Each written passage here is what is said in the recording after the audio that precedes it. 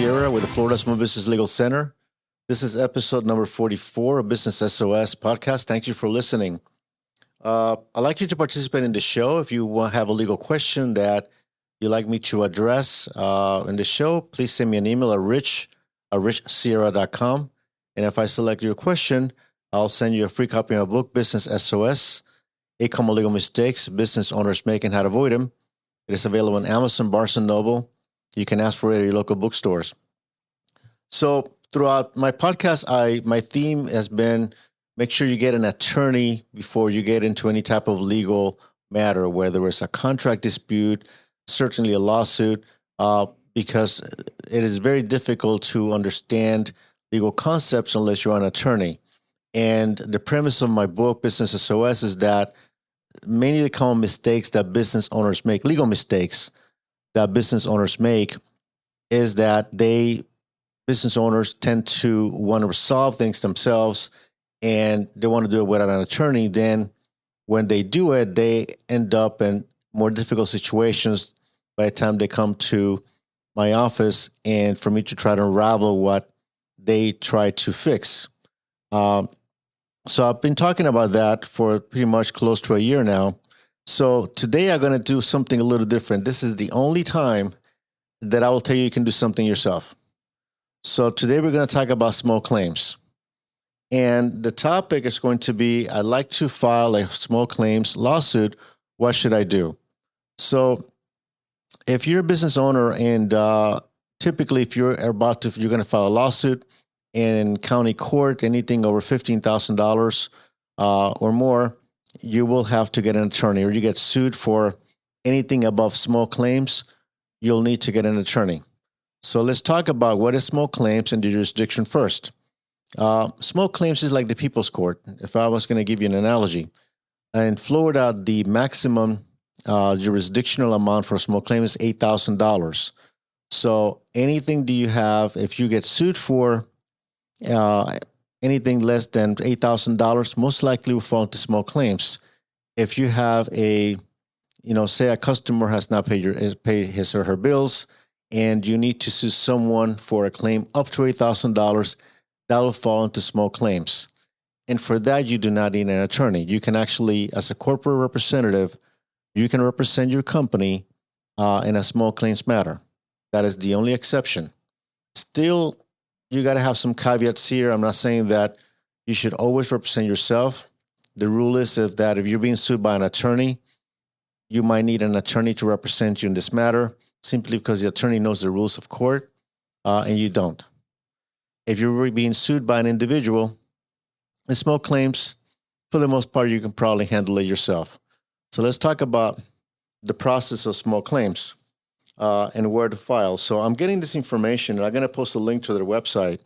It's the Self-Service Center in the Palm Beach County Circuit Court. So I'll be putting a link in our show notes to the clerk of the court's website, and it has a self-service center with forms and videos, and you'll be able to, take a look at that if you want to. But also, in pretty much all jurisdictions, all circuits in the state of Florida, when you go to the clerk's website, there will be a section on self-help, self-service center, or a small claims forms. There'll be a section for that. You can download those forms. The forms are pretty similar throughout different, circuits. We practice primarily in Broward-Dade and Miami-Dade, Palm Beach, and we also Orlando as well. So we're familiar with those forms, but they're pretty much the same. Or very similar. So what do you do to go to small claims courts? First, you go to the website and download the form. And you got to read. There's a lot of forms you got to fill out. You got to read them very carefully. Okay, they're not difficult, but there are steps you got to follow in order to make sure that you do it correctly. So the first thing you need to find out is how much it's going to cost you to file a small claims. And in this court, in this, I'm sure this is the state of Florida as well, there's different rates for different types of claims. So, for example, if you have a claim that is less than $100, I truly do not recommend filing small claims for less than $100 because it's going to cost you $55 plus service of process. You're going to end up spending more than the actual claim. But just for the sake of explaining what the rate system is, claims less than $100 to $55. Claims between $101 and $500, $80. Claims between $501 and $2,500, it's $175. Claims between $2,501 and $8,000 is $300. So you got to make the calculation how much it's going to cost me to file the claim as small claims versus what I'm going to get in return. But that's the filing fees. Summons, it'll be $10 per defendant. If you want to have the sheriff's office serve that summons and the statement of claim, which I'm going to talk about shortly, on your behalf, is $40. That's paid directly to the Palm Beach, in this case, Palm Beach County Sheriff's Office. Or you can actually hire a private process server to do it for you. It'll probably be more. In my experience, process servers go between $65 and $100, depending where you're going to serve those documents. Okay? Where should you file your case? And this is very important because now we're dealing with people living in different counties, people different states. So where should you file it? So, and that goes into jurisdiction and venue. So one of the things you need to know is where, if you have a contract, where the contract was entered into is one of the areas where you can actually file to have the proper venue. Venue means which county will you be filing this lawsuit.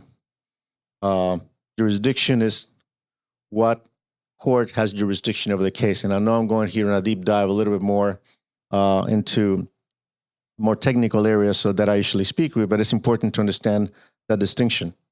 So where the contract was entered into is an area that you can actually file the lawsuit. If the suit is for an unsecured promissory note, where the note is signed or where the maker resides. Maker is the person who actually signs the promissory note, who's going to be paying that money to the lender. If the suit is to recover property or to foreclose on a lien, where the property is located at. Another area where you can actually file is where the event giving rise to the suit occurred. Where any or more of the defendant's suit resides, and any location that was agreed upon in the contract. And if there's an action or a lawsuit for that is money owed to you, if there's no agreement as to where the suit may be filed, where the payment is going to be made. So those are areas and that is important to understand to sue in the proper place. One thing is that you as the one that is suing, you cannot just sue in your county if it doesn't meet these criteria just because it's convenient for you. Because what's going to happen if you file in the wrong county, in the wrong court, you're going to have a challenge as to the proper venue to bring the lawsuit, and you might not even get to the facts because you don't sue in the right county or you sue in the wrong court. It's not going to go anywhere. You basically end up back to square one, and the lawsuit could get dismissed. Okay.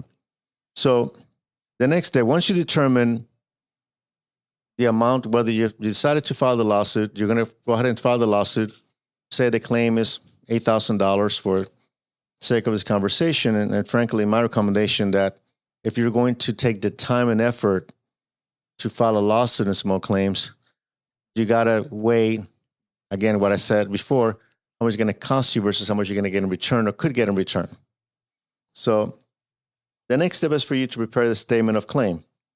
So the statement of claim is equivalent to what we call the complaint in circuit court and county court.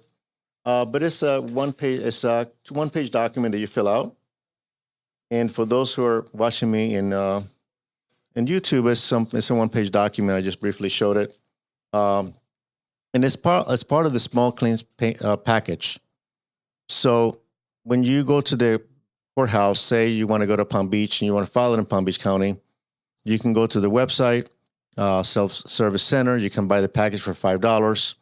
And in this case, some other courts provide it for free.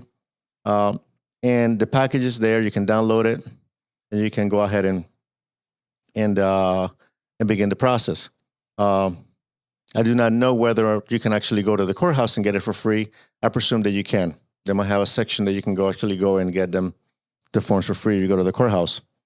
So obviously, it is basically a fill in the blanks form, and fill in your name as a plaintiff, the defendant, the address of the defendant, and then you got to show what you're going to be suing for. And I'll give you a number of options. Whether it's an auto accident occurring in the vicinity, and you don't see too many of these because usually insurance handles that. So I'm not going to talk too much about suing for auto accidents, but there's a section here that if somebody hits you and you want to sue them for less than $8,000, you can do it in small claims.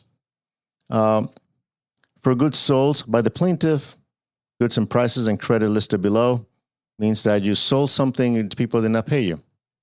And if it's less than $8,000, you can file in small claims.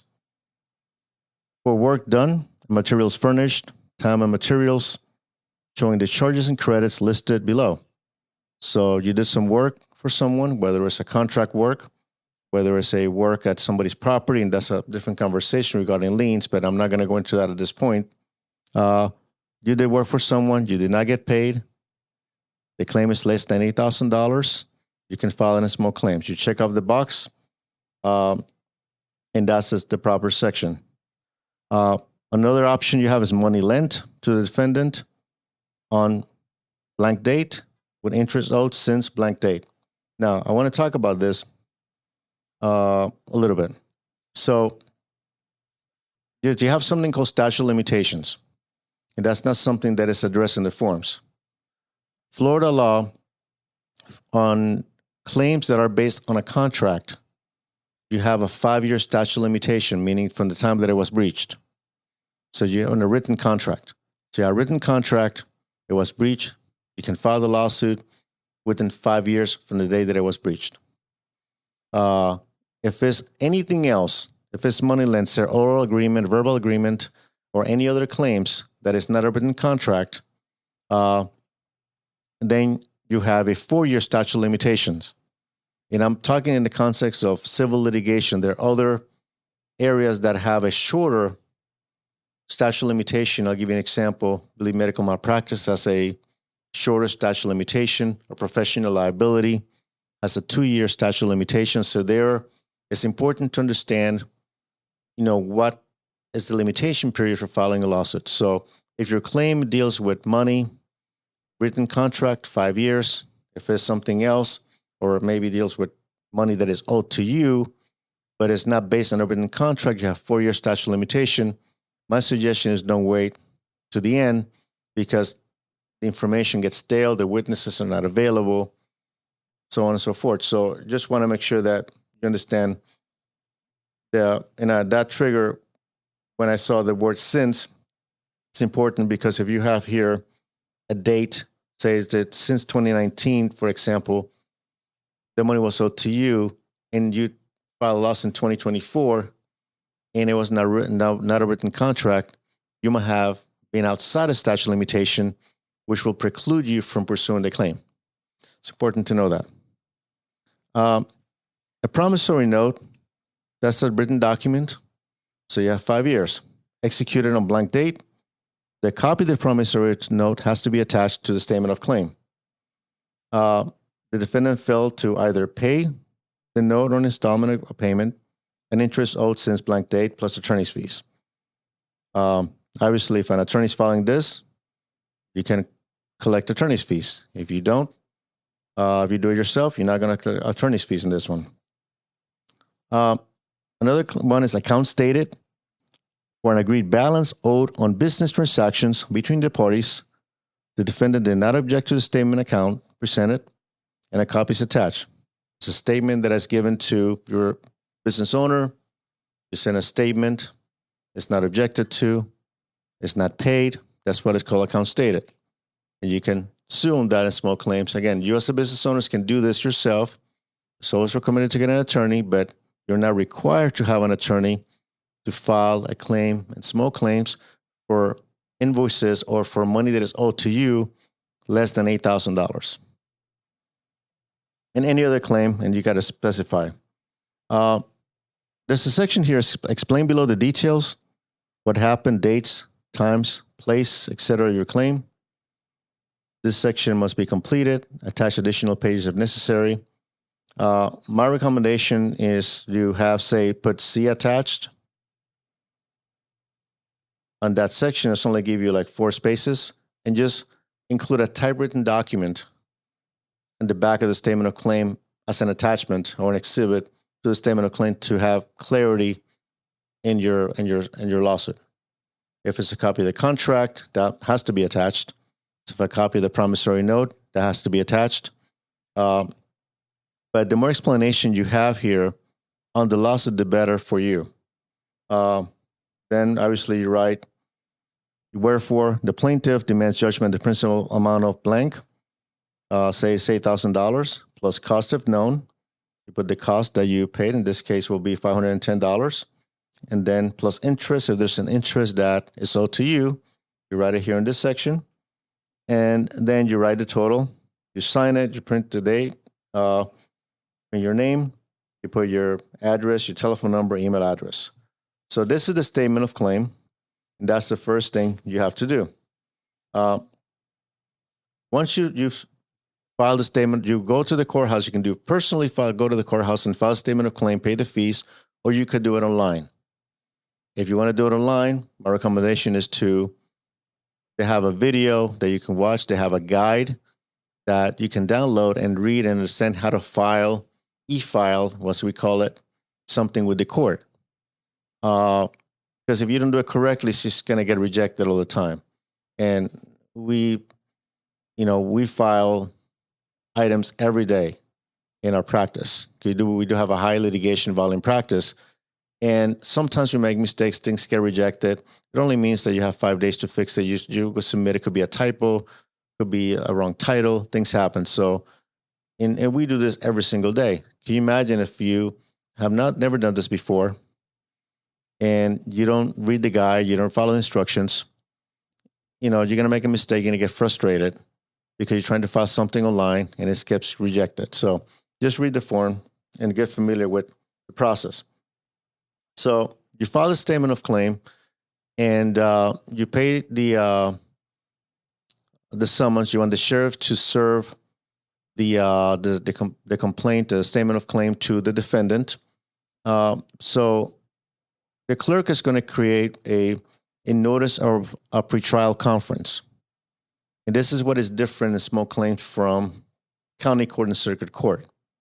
So they're going to have a notice of pretrial conference in which they're going to have a date already established, usually within 60 days, 50 or 60 days from the time that you file, in which you're going to have already a hearing with the judge right within, 50 days.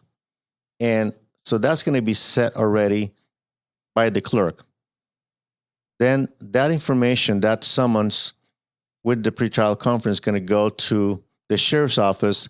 They're going to serve this to the defendant, to the person you're suing, and they have to show up.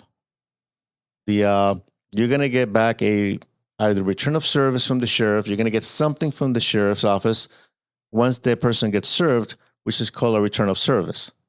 My recommendation, if you get the return of service, is for you to file it with the court to let the court know, yes, this person has been served, so that person has knowledge of the pretrial conference, that we both have to show up.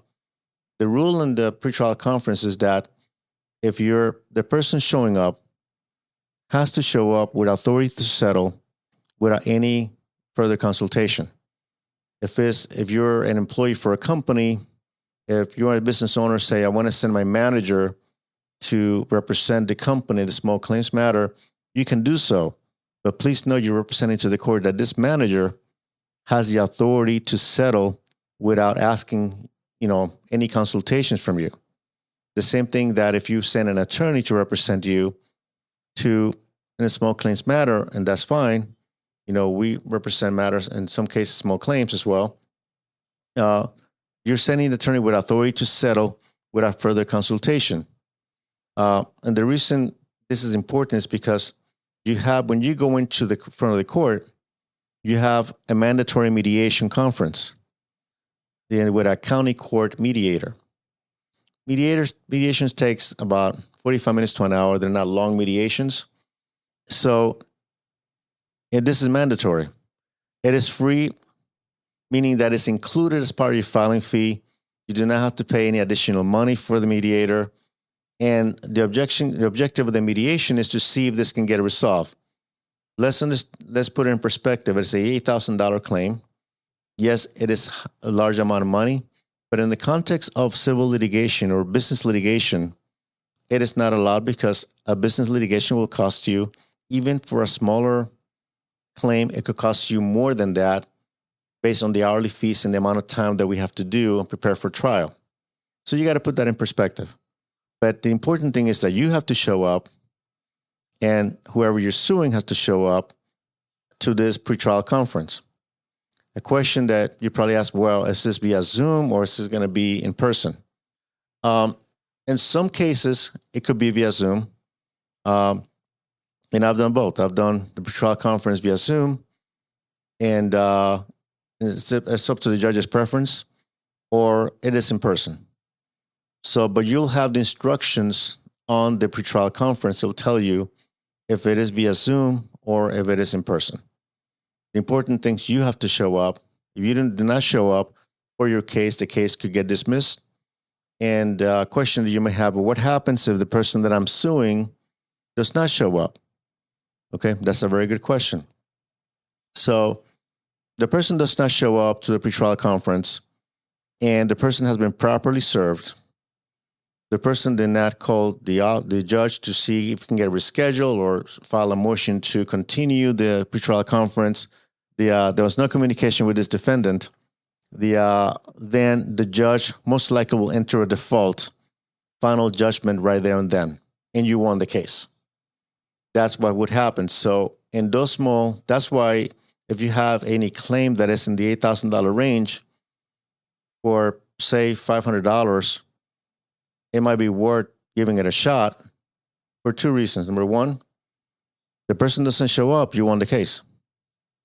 Okay. Number two, the person shows up, there's a likelihood that the matter will get settled there and then. Sometimes it gets settled before because you're going to go in a mediation conference, and we talked a few episodes back, what is a mediation? This case, if it's a mediation via Zoom, the mediator will get you guys in a separate room, you and the other party in a separate room, and then a virtual room, and then try to get the matter resolved. In my experience, in county court mediation, there's a really good chance this will get settled. So you're looking for $8,000. Very likely you're not going to get the $8,000 on mediation, but you probably get something. Whatever you decide to agree with the other party, that is an amount that you're willing to walk away and accept and move on. Remember, before you had a piece of paper that the money's owed to you. If you took no action, you get nothing. That's guaranteed. By taking some action, there's a likelihood that you might get something in return. So let's assume that you agree to settle for $6,500. So what will happen in this case is the mediator will notify the judge, we have a settlement. The judge will then call both of you and verify the terms of the settlement. And then the court will enter a stipulation of settlement, which becomes an order.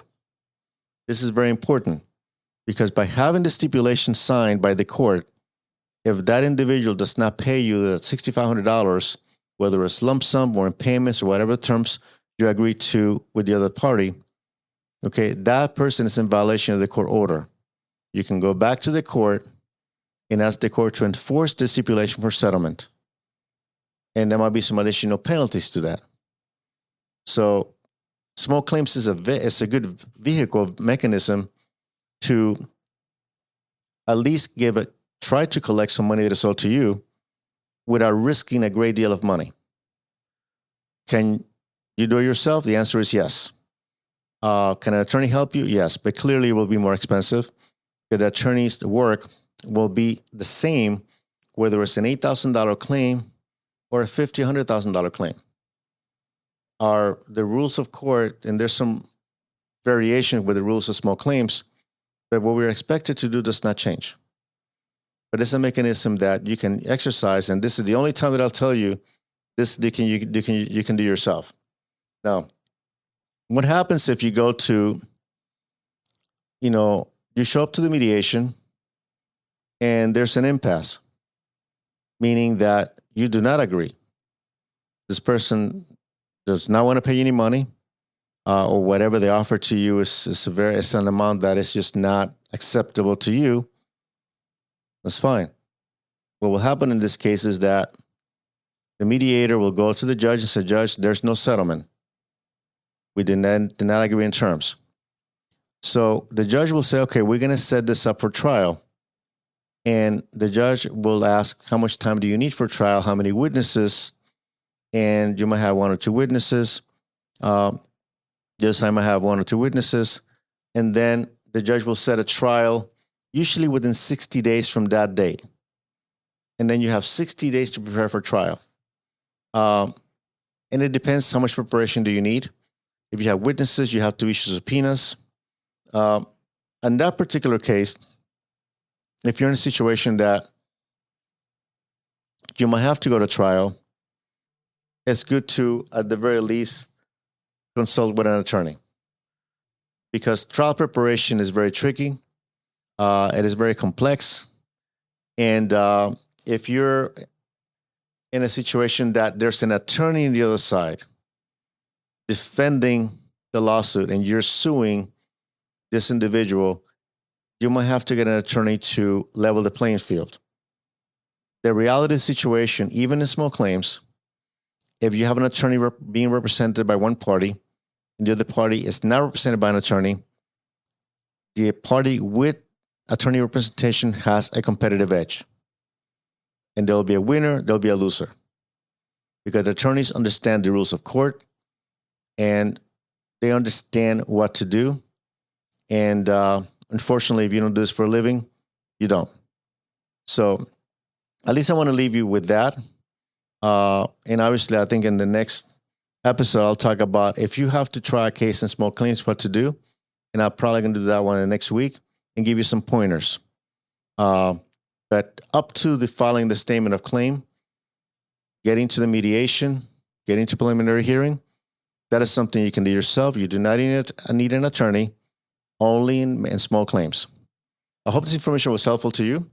Again, if you want to reach me and with any questions or comments, any questions you might have regarding any topics that we cover here in the podcast, please send me an email at rich@richsierra.com. You want to learn more about our legal services that we offer, our website is floridasmallbusinesslegalcenter.com. We're on Facebook at FSB Legal.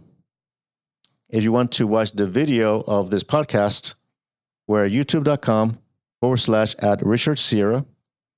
We're on X at Rich_Sierra. Instagram, FSB Legal.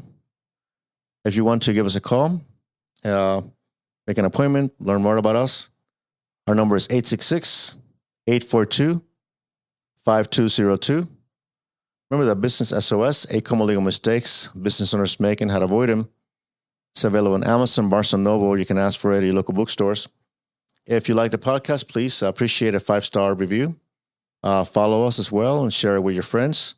That helps the algorithm to share this with other business owners that might benefit from this information. Until next week, this is Rich Sierra. Remember that my goal is to help you succeed.